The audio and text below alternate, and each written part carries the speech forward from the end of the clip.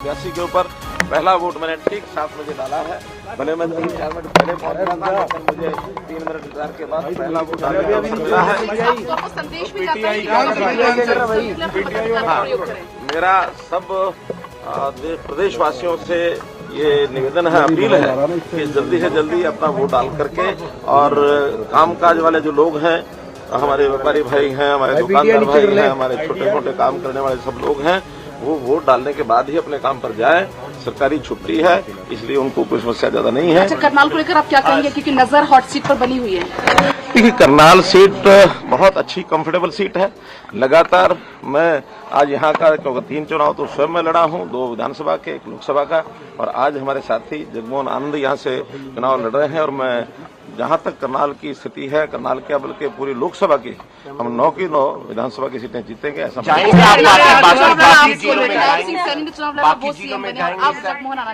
बाकी जिलों में देखिए, जगमोहन आनंद हमारे बहुत अच्छे कार्यकर्ता हैं और जरूर उनको उचित योग्य स्थान जीत के लिए कांग्रेस की आश्वस्ता का कांग्रेस के घर में जितनी निराशा है, जितना उनके यहाँ अफरा तफरी मची हुई है, उसका आपको पता है कि नहीं पता, मुझे पूरा पता है। पूरी अफरा तफरी मची है, निराशा।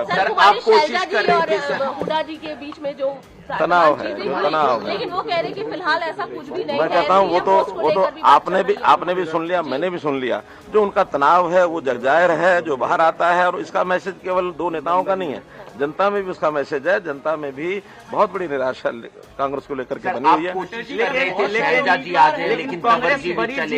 देखिए, मेरी कोई कोशिश नहीं है, मैंने तो अपनी एक ऑफर दी हुई है कि कोई भी आता है उसके लिए यानी द्वार खुला है। और भाई, जहां तक अशोक तंवर का विषय है, अब ये आयाराम गयाराम की जो लोकोक्ति है, वो उन्होंने हालांकि बहुत समय से रुकी हुई थी, उन्होंने इसको फिर उजागर किया है। और ये जो कुछ किया है, इसके पीछे की कहानी क्या है, अनुमान लगाए जा सकते हैं, कुछ निश्चित नहीं कहा जा सकता। दोपहर को 12:30 बजे भारतीय जनता पार्टी की सभा में संबोधित कर रहे हैं, और 1:30 बजे 1:45 बजे जाके मंच पर चढ़ जाते हैं कांग्रेस की। जरूर कुछ न कुछ खिचड़ी पकी है, जब पता लगेगा आपको बताएंगे। मामा भाई बहुत कहानियां गढ़ी जा रही हैं इस बार के चुनाव में, बहुत, जैसे आपने कहा ये कहानी है, इस तरह की बहुत कहानियां गढ़ी गई हैं इस बार, उसको कैसे देखिए, अब ये कहानियां घड़ने की स्वतंत्रता सबको है, चाहे वो जनता हो, चाहे नेता हो, चाहे मीडिया हो, सब घड़ते हैं। और ये कोई नई बात नहीं है। हाँ, जनता के मन में क्या है ये बात सब जानते हैं, आप जानते हैं, हम जानते हैं, जनता भी जानती है।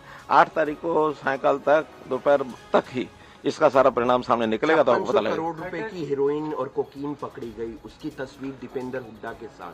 कांग्रेस की जो एक मूल स्वभाव, इस प्रकार के लोगों को संरक्षण देना, और ये इसमें से साफ जाहिर होता है कि इतनी बड़ी जो कोकीन की एक खेप पकड़ी गई है, इसका मतलब हरियाणा के नौजवानों को नशे की ओर धकेलने का काम उनकी पूरी प्लानिंग है। और इस प्रकार की प्लानिंग को हमारी देश की प्रदेश की जनता समझती है। जैसे नौकरियां बेचने की बात खुले रूप से उन्होंने कह दी है। हम तो बिना पर्ची बिना खर्चे की अपनी बात लगातार कह रहे हैं, आगे भी रहेगी। और गांव के लोगों के सिर चढ़ के ये जादू बोल रहा है, लेकिन वो बाज नहीं आए हैं। जैसे पहले करते थे, वैसी नौकरियों को बेचने का काम आज भी वो करने के लिए तैयार हैं कि हम आएंगे तो नौकरी बेचेंगे। लेकिन अगली बात यह है कि ना 9 मण तेल होगा, ना राधा नाचेगी, उनको आने का कोई विषय नहीं है।